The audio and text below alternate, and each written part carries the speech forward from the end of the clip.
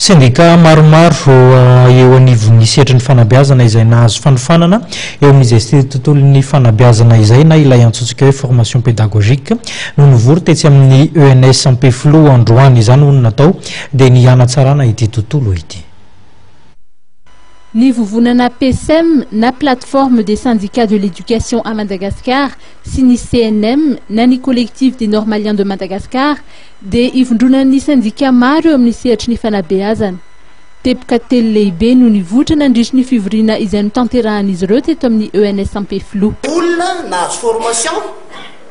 pédagogique hatrany amin'ny niveau 1 ka hatraty amin'ny niveau 3 dia tokony priorisena raha ohatra amin'ny resaka natsoina hoe recrutement hiasa na sehatry ny fanabeazana raha izay aloha voalohany indrindra satria izay ny destination an'ireo olona ireo, zay ny antom-pisina, zay ny nandaniany fanjakana vola ho amin'ireo. Ny faharoa ao anatin'izy koa dia tsotra ankoatran'le fiasana sy le fianarana sy fampianarana dia misy koa ireo tompona andraikitra eo anivona ministera ny éducation nationale amin'ny ankapobeny ihany koa izay resahana eto hoe misy fanavoazana izy fanatsarana ho atao eo amin'ny resaka fitantarana sy ny olona hitantana an'izany dia miteny koa isika amin'ny ankapobeny ao anatin'izy hoe isika koa raha nianatra taty an-dakilasy dia tsy nianatra ny ampianatra fotsiny fa misy fianarana na administration scolaire atao nataontsika amin'ny ankapobeny sy ny tontolon'ny fitantanana fanjakana indrindraindrindra ao anivon'ny fampianarana dikan'izany mila priorité koa zany tsika priorisena ao anatin'ilay olona zay tokony hitondrana hitantana n'ilay anampy an'le fanjakana ao amin'ny fitantarana l'éducation nationale. Faharoa zay fahatelo farany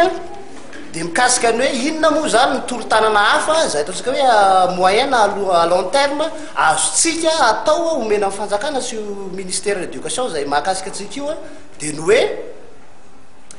isy ny ataontsika hoe conseil national de l'éducation zay eritreretin'ny ministère ho atao atoato.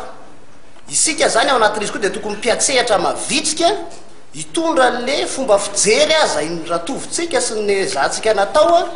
nandritra n'izay fotoana zay atao anivon'ny fampianarana hanatsarana sy hanampiana le fanjakana amin'ny ankapobeny.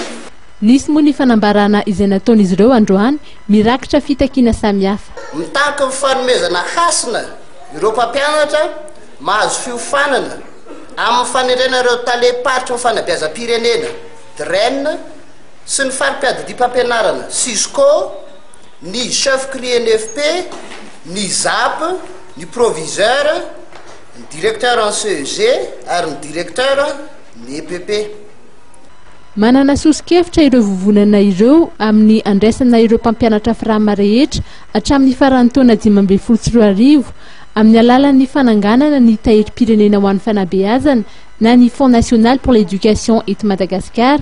ka atsaraina sy amafisina ny fanofanana ireo mpampianatra ary ireo izay mahavita fiofanana dia raisina avy hatrany ho mpiasam-panjakana.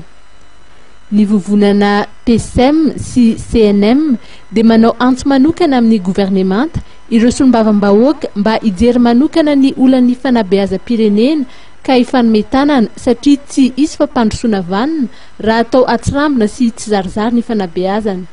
Vonona izy ireo ny anometanana ny ministera amin'ny fanatanterahana ireo sosikevitra ireo ny fandiniana akaiky ny olan'ny fanabeazana izay hatrehana ankehitriny ary ireo fanatsarana miandry.